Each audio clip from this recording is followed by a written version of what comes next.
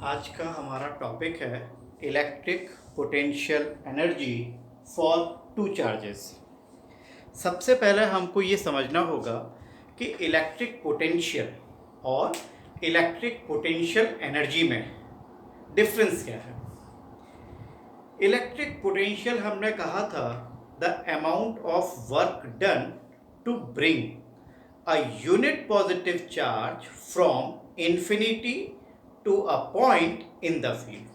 मतलब unit positive charge को infinity से फील्ड के अंदर किसी भी पॉइंट पर लाने में हम कितना वर्क करते हैं या कर रहे हैं, वो वर्क हमारा कहलाता है इलेक्ट्रिक पोटेंशियल।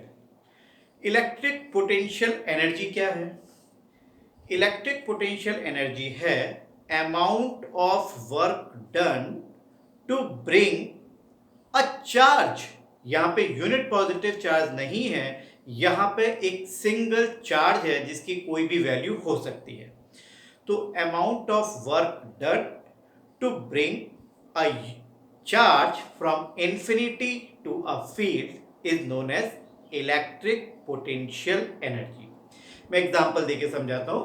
जैसे मान के चलते हैं हम लोग कि 1 kg आलू का रेट है 20 रुपीज, 1 kg यानी 1। ये हो गया हमारा इलेक्ट्रिक पोटेंशियल। अब यदि हमसे पूछा जाए कि 5 kg का रेट कितना होगा, तो हमने कैसे सॉल्व करना है?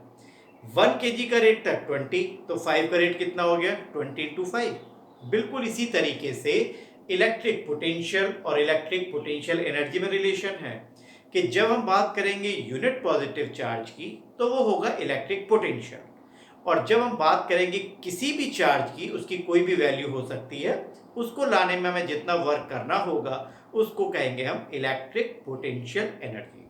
तो यहां पर हम सॉल्व करेंगे electric potential energy for two charges. तो देखिए यहां पे हमने मान लिया कि यहां पर हमारा चार्ज है Q1, ये Q1 चार्ज है, और अब हम Q2 चार्ज को इस पॉइंट पर लेके आना चाहते हैं, Q2 चार्ज को, और Q1 और Q2 के बीच की इलेक्ट्रिकल पोटेंशियल एनर्जी कितनी है हमको वो निकालना है, और इनके दोनों के बीच की डिस्टेंस है R। तो देखिए सबसे पहले हम बात करते हैं कि हमने Q1 चार्ज को इंफिनिटी से पॉइंट A पर लाने में कितना वर्क किया। तो हमने वर्क किया 0। क्यों? क्योंकि जब हम Q1 चार्ज को लेके आ रहे थे तब हमारे पास कोई भी चार्ज नहीं था, और जब कोई भी चार्ज नहीं था तो उसका कोई फील्ड नहीं था, और जब फील्ड नहीं है तो हमने कोई भी वर्क नहीं किया। यानी अमाउंट ऑफ वर्क डन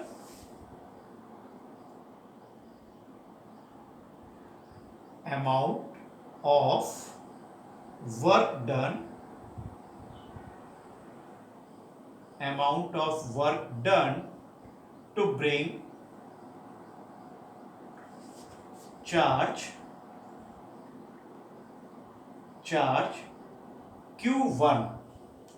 कितना वर्क होगा Q1 को लाने में? हमारा वर्क होगा 0। क्या कारण है?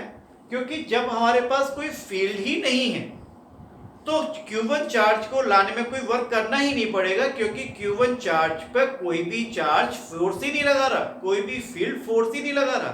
लेकिन अब हमारा चार्ज Q1 आ चुका है। अब इस Q1 चार्ज की वजह से अब हमारी इलेक्ट्रिक फील्ड हर तरफ हो गई। अब यदि हम उस फील्ड के अंदर किसी भी चार्ज को लेके आते हैं तो अब हमको वर्क करना पड़ेगा। मान के चलिए हम Q2 चार्ज को लेके आ रहे थे, और किसी टाइम पर Q2 चार्ज हमारा इंफिनिटी से जब हम ला रहे थे तो ये P पॉइंट पर है, और इस P पॉइंट की डिस्टेंस पॉइंट A से हमने मान लिया x डिस्टेंस दूर है। तो जब हमने यहां पर Q2 चार्ज को इंफिनिटी से लेके आ रहे थे तो ये चार्ज Q1 इस Q2 को रिपेल करेगा, और रिपेल करेगा तो ये चार्ज Q2 पर Q1 इधर लगाएगा फोर्स। तो force exerted by Q1 on Q2. Force exerted by Q1 on Q2 कितना हो गया? F इज इक्वल्स टू हो गया 1/4πε0 Q1 Q2 upon x square. और इसकी डायरेक्शन किधर है? इसकी डायरेक्शन हो गई ए से पी की तरफ। अब यदि हम इस Q2 चार्ज को P पॉइंट से थोड़ा सा डिस्प्लेस करते हैं पॉइंट B की तरफ, तो हमने मान लीजिए छोटा सा डिस्प्लेसमेंट किया dx, तो हमको छोटा सा वर्क करना होगा dw। तो amount of work done, amount of work done to displace charge Q2 by a small displacement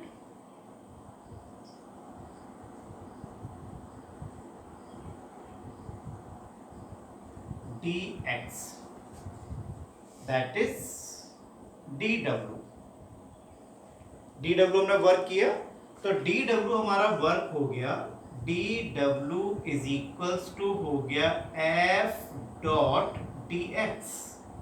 अब देखिए फोर्स लग रहा है इधर, डिस्प्लेसमेंट हो रही है इधर, दोनों के बीच में एंगल कितना आ रहा है? 180 डिग्री का। तो यहां पर हमारा dw हो गया f dx cos 180, f dx cos 180। cos 180 की वैल्यू -1, तो dw हमारा हो गया माइनस का f dx। dw हमारा हो गया -1/4πε0 Q1 Q2 upon x square dx। हम Q2 चार्ज को कहां से लेके आ रहे हैं? इन्फिनिटी से। और कहां तक लाना है? पॉइंट B तक, जिसकी की डिस्टेंस है r from the point A। तो अब हमको इंटीग्रेट करना होगा dw को, तो इसको हम नाम दे देते हैं dw2, क्योंकि पहला जो वर्क हुआ है वो w1 हुआ है, इसको कह देते हैं w2। तो dw2 का नाम दे दिया गया। तो w2 यहां पे अब हमारा हो गया -1/4πε0 Q1 Q2 upon x square dx, और इंटीग्रेशन इंफिनिटी से लेकर r तक। w2 हमारा हो गया माइनस बाहर आ गया 1/4πε0 Q1 Q2 बाहर। इंटीग्रेशन करते हैं हम इंफिनिटी से लेकर r के लिए, और 1/x² का इंटीग्रेशन। 1/x² का इंटीग्रेशन फॉर्मूले के हिसाब से मिलता है हमको -1/x। तो w2 हमारा हो गया -1/4πε0 Q1 Q2 -1/x। Limit infinity to r, minus and minus it will become plus, और w2 हमारा हो गया यहां पर 1/4πε0 Q1 Q2 upon r। Total work कितना हुआ Q1 और Q2 को लाने में? तो Q1 को लाने में हमारा वर्क था 0, Q2 को लाने में हमारा वर्क हुआ है W2, तो टोटल वर्क हो गया W1 प्लस W2। और इसी टोटल वर्क को हम बोलेंगे इलेक्ट्रिकल पोटेंशियल एनर्जी, यानी U is equals to W1 plus W2। U is equal to W1 हमारा था 0 और W2 हमारा आया है 1/4 pi epsilon not Q1 Q2 upon R, यानी टू चार्जेस के लिए हमारा फॉर्मूला आ रहा है 1/4 pi epsilon not Q1 Q2 upon R। ये हमारा फॉर्मूला हो गया electrical potential energy for two charges.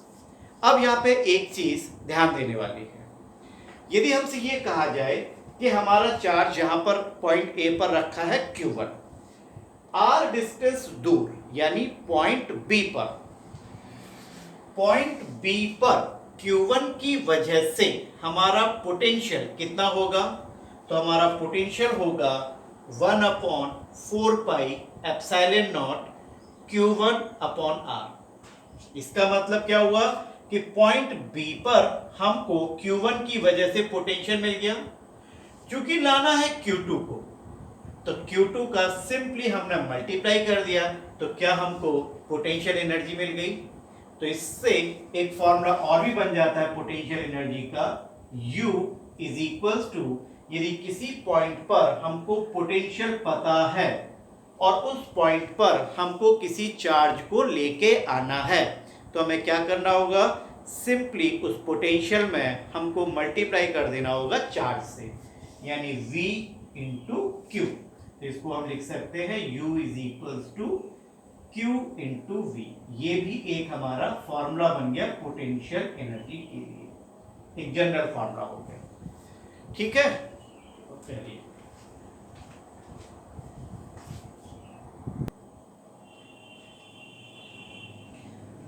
अब हमको निकालना है electrical potential energy for three charges, यानी अब हमको पोटेंशियल एनर्जी निकालनी है थ्री चार्जेस के लिए। हमारे सिस्टम में अब तीन चार्जेस मान के चलते हैं, कुछ इस तरीके से ले लेते हैं। ये हमारा हो गया, एक ट्रायंगल ले लिया हमने,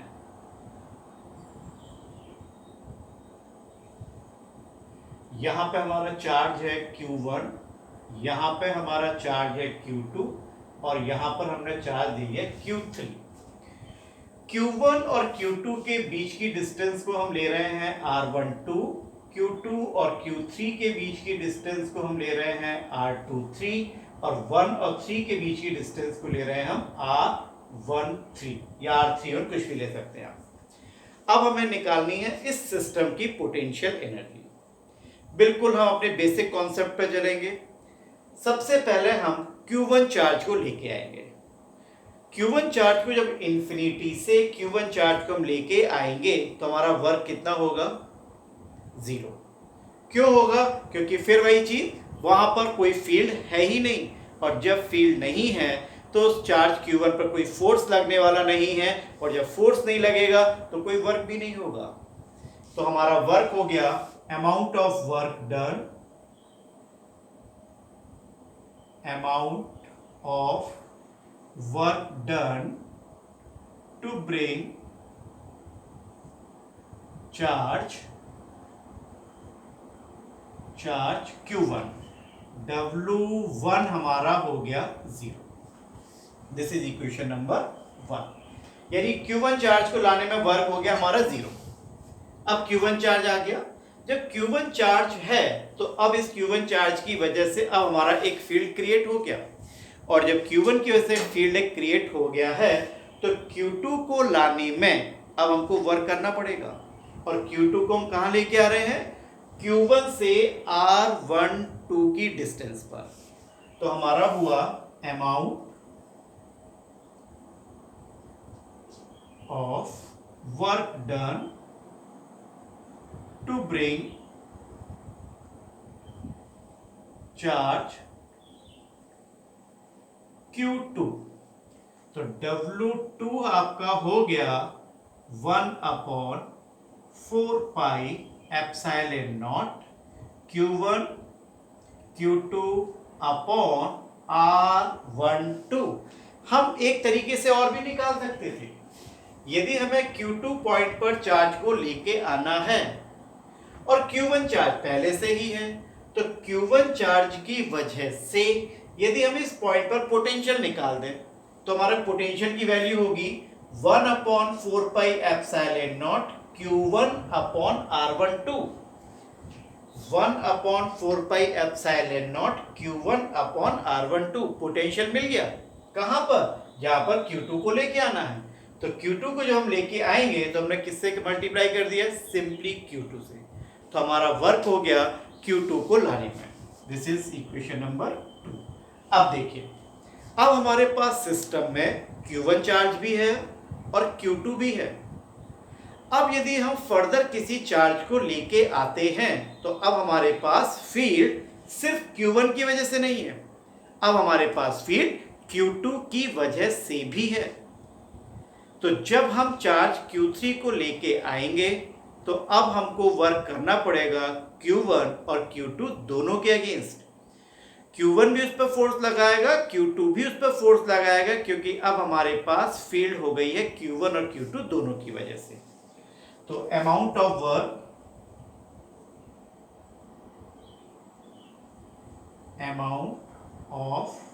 work done to bring Q3 charge. अब देखिए W3, सबसे पहले देखते हैं Q1 की वजह से हमने कितना वर्क किया।